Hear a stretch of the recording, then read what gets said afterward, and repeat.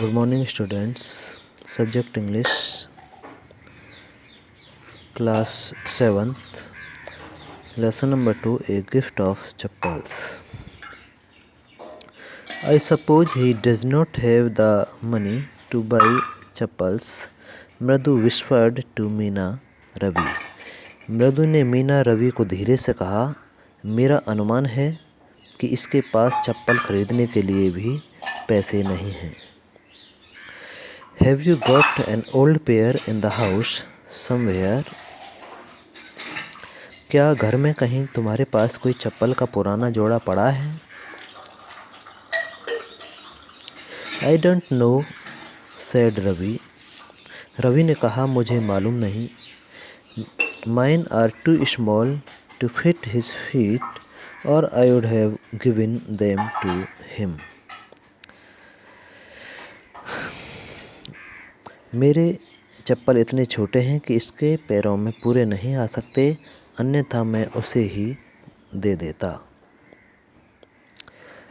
And his feet were larger than मृदु's and मीना's. और उसके पैर मृदु के और मीना के पैरों से भी बड़े थे. The beggar was shaking out his upper cloth and tightening his धोती. भिखारी अपने ऊपर वाले वस्त्र को हिलाकर झाड़ रहा था और अपनी धोती को कस रहा था.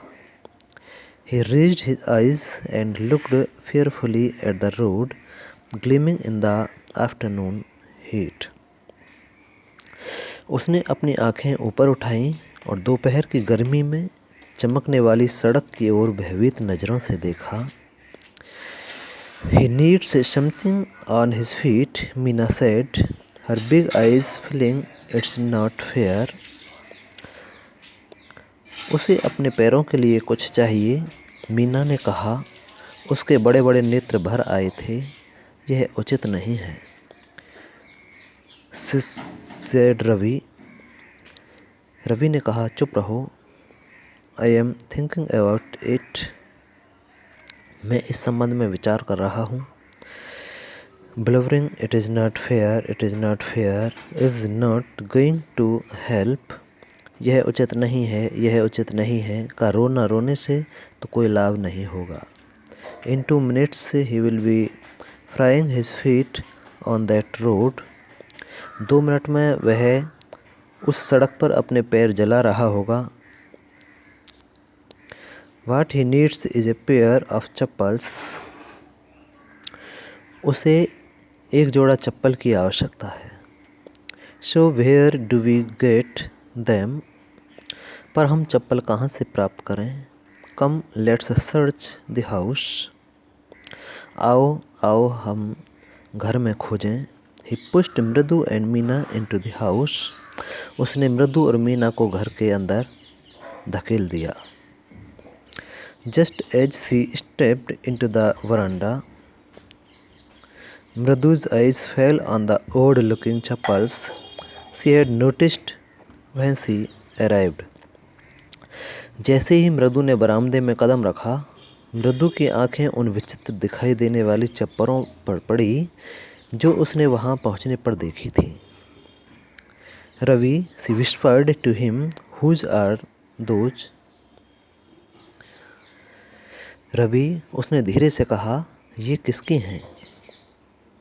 Ravi turned and glanced at the shabby-looking but sturdy old slippers. Ravi मुड़ा और गंदे दिखाई देने वाली परंतु मजबूत पुराने चप्पलों की ओर देखा. He beamed and nodded. उसने मुस्कुराकर सिर हिलाया. These are just the right size, he said, picking them out. आप